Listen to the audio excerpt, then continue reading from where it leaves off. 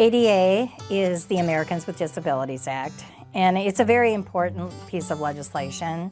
And for Bloomington in particular, it kind of confirmed what we had been doing already for years.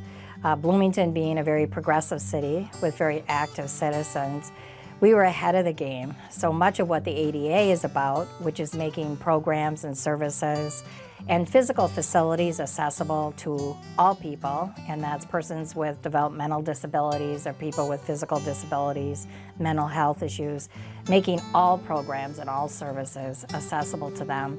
We were doing those things long before the ADA came into effect in the early 80s.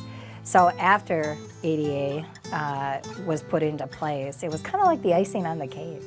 Bloomington was a leader. In fact, some of our consumers were leaders in the ideas that they had regarding parking and handicap parking in particular.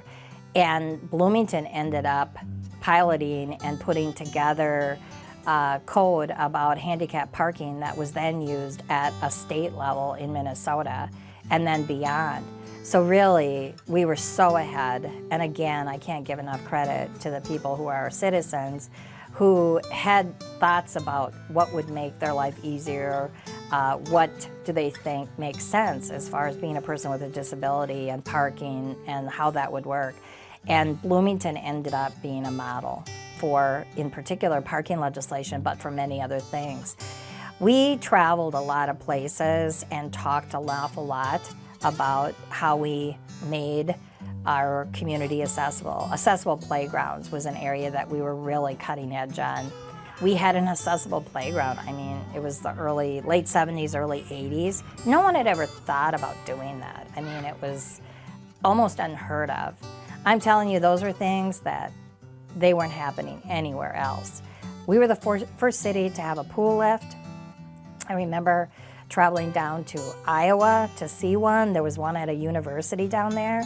So we had to go into the middle of Iowa to go find a university that had a pool lift, and we went and looked at it and went, oh yeah, I think that might work for us, at Valley View Pool, But I'd never forget how hard it was. It wasn't easy then, and I saw a lot of people in tears, a lot of individuals who with disabilities, and a lot of parents with children with disabilities that were disrespected. People who would talk to individuals with disabilities, look past them, They don't want to look them in the eye. They talk to the person next to them, truly disrespected them. When I think back to some of the things I heard said, I heard some incredible things said to people over the years. And it was hard for me to even believe that people would say those things. But we got over that, and we went on, and things got a whole lot better. ADA is not a cure-all.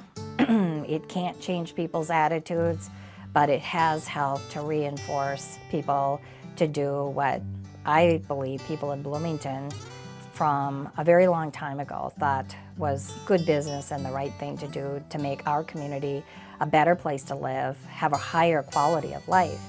And I think that people who live here know that that's true.